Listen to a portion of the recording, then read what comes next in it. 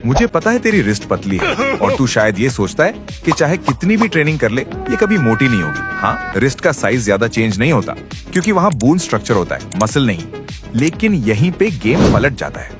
तू अनलकी नहीं है, तू एक्चुअली लकी है। क्यों? सोच, एक बंदा जो नेचुरली मोटी रिस्ट के साथ पैदा हुआ है, उसको अपने फोरआर्म्स को बड़ा दिखाने के लिए बहुत ज्यादा मसल मास कैरी करना पड़ेगा। लेकिन तेरी रिस्ट छोटी है, इसका मतलब थोड़ा सा मसल ऐड करेगा तो तेरा फोरआर्म विजुअली ज्यादा बड़ा लगेगा। मतलब तू फास्टर एस्थेटिक लुक अचीव कर सकता है। अब मिरर वाला सीन इमेजिन कर। जिम में पंप आया हुआ है, बाइसेप्स टाइट लग रहे हैं, चेस्ट फुल लग रही है, लेकिन जैसे ही टी शर्ट पहनता है सडनली लगता है जैसे कभी लिफ्ट ही नहीं किया। प्रॉब्लम क्या है? फोरआर्म्स अंडर डेवलप्ड हैं। बाइसेप्स कवर हो जाते हैं, चेस्ट कवर हो जाती है, एब्स तो वैसे भी छुप जाते हैं, लेकिन फोरआर्म्स हमेशा विजिबल।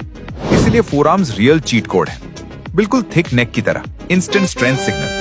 तो 20-25% बॉडी फैट में भी हो, अगर फोरआर्म्स ट्रेन्ड है तो वेन्स जल्दी पॉप करती हैं, और जब वेन्स दिखते हैं ना, पावर ऑटोमेटिकली फील होती है। एक स्ट्रॉन्ग हैंडशेक का इम्पैक्ट अलग ही होता है।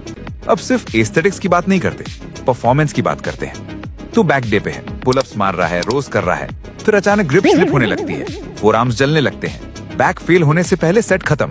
मतलब तेरी ग्रोथ रुक रही है सिर्फ इसीलिए क्योंकि फोरआर्म्स वीक हैं। Strong forearms equals strong grip, strong grip equals ज्यादा control equals better overload equals ज्यादा muscle growth. Dead lift, rows, pullups सब इंप्रूव हो जाते हैं जब ग्रिप एक्चुअली वेट हैंडल कर सके।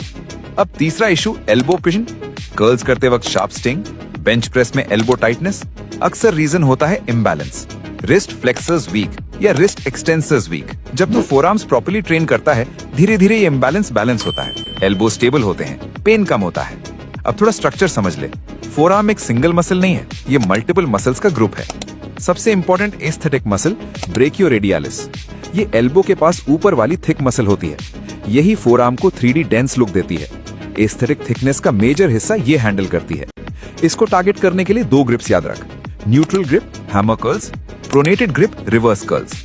हैमर कर्ल्स स्लो कंट्रोल में, पाम्स एक दूसरे की तरफ, ऊपर लिफ्ट करते वक्त टेंशन फील कर, नीचे आते वक्त कंट्रोल मेंटेन कर।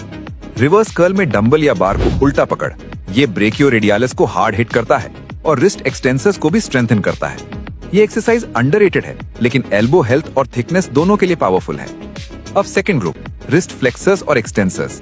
ये रिस्ट को बेंड और एक्सटेंड करते हैं। इनका हाइपरट्रॉफी पोटेंशियल उतना क्रेजी नहीं होता जितना ब्रेकियोरेडियालिस का, लेकिन इनको स्ट्रॉन्ग करना जरूरी है स्टेबिलिटी और इंजरी प्रिवेंशन के लिए। Best tool, wrist roller. रस्सी को ऊपर रोल करेगा तो एक्सटेंसर्स लोड लेंगे, कंट्रोल के साथ नीचे रोल करेगा तो फ्लेक्सर्स एंगेज होंगे। इंपॉर्टेंट क्यों? रोलर को सीधा सामने होल्ड करके शोल्डर्स को फ्राई मत कर लेना। एल्बोस थोड़े बेंड, बॉडी के पास मूवमेंट कंट्रोल्ड। जिम में नहीं है, डंडा, रस्सी और वेट से घर पे बना सकता है। अब लास्ट पीस, ग्रिप स्ट्रेंथ। यहाँ काम आते हैं फिंगर फ्लेक्सर्स। ये मसल साइज विजुअली ज्यादा चेंज नहीं करते, लेकिन स्ट्रेंथ ड्रामेटिकली इंप्रूव करते हैं। हैंड ग्रिपर्स दिन में कहीं भी यूज कर सकता है। डेड हैंग, किसी बार को पकड़ और कंट्रोल लटक। फैट ग्रिप्स, बार को मोटा बना दे, हर रेप ग्रिप चैलेंज बन जाता है।